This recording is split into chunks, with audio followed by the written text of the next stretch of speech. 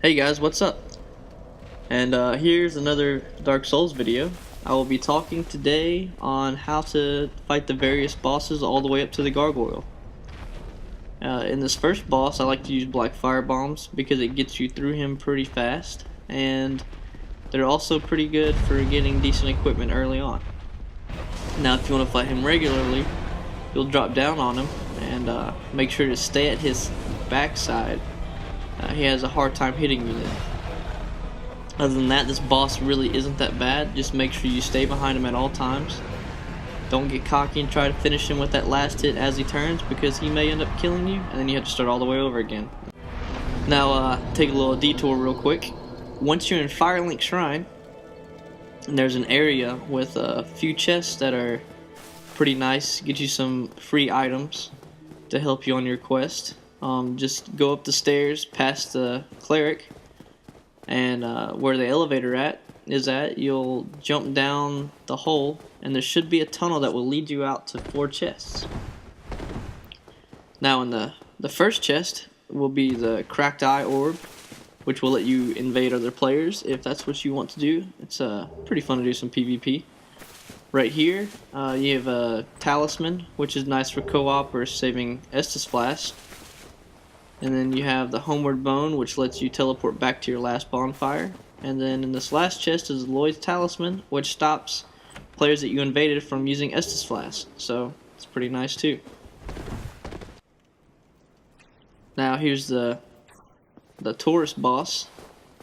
When fighting him, make sure you use the ladder to go to the top of the tower so you can drop down on him. But before that, you have to clear the tower of the skeletons, or they'll be a pain when you go to fight them. All you have to do to kill this boss is just stand on the edge of the tower and drop down on him with whatever weapon you choose. I like to use a spear because it's pretty high damaging, and you can also sit behind your shield while you attack monsters.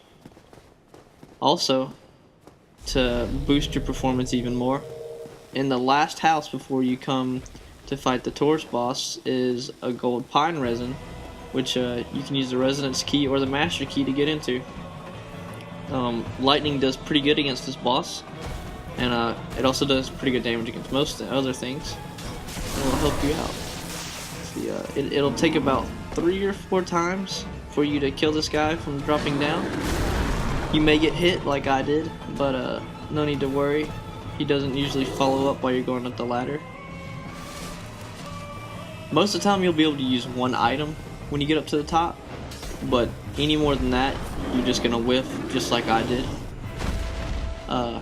He'll just jump right back down, you just crawl right back up, and then you plow on top of him again. It's rather easy. Try to aim towards the right side of him so that you can easily get back to the ladder. Otherwise you may have to do some rolling in between his legs and dodging and stuff to get back up to the ladder. This will be one of the easiest bosses you fight in Dark Souls, so yeah, if you have trouble with this guy, you may want to practice your skills some more and get better. But then, here we are again. Just go back up the ladder, and you just turn around and jump on him again, and now he's dead. And there you go. That's how you defeat the tourist boss. Now in this part, this isn't really a boss. It's just a unique monster. There's only about 3 of them in the game. It's the Armored War Pig. Now if you want him to attack you, you just step out and he should come charging at you, and then just run back. You want him to get in the fire.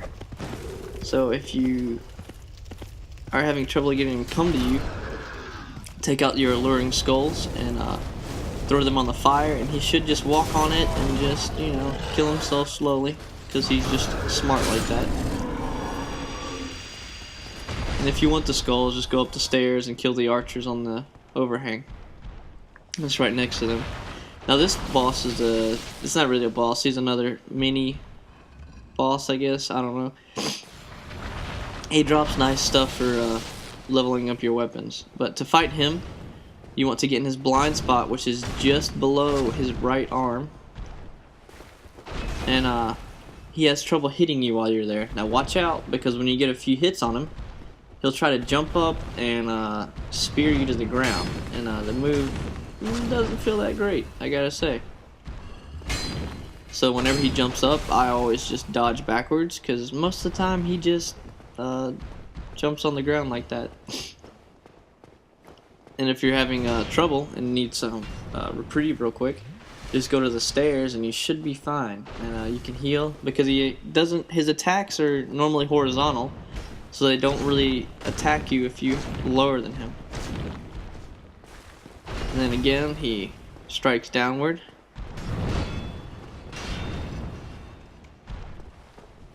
And yes, I know I'm using the Drake sword, but fuck you, I don't care. And that's how you kill him. Other weapons are good too, but he drops Demon Titanite, which is nice for reinforcing weapons like Quelaag's Fury Sword, which is a pretty decent weapon.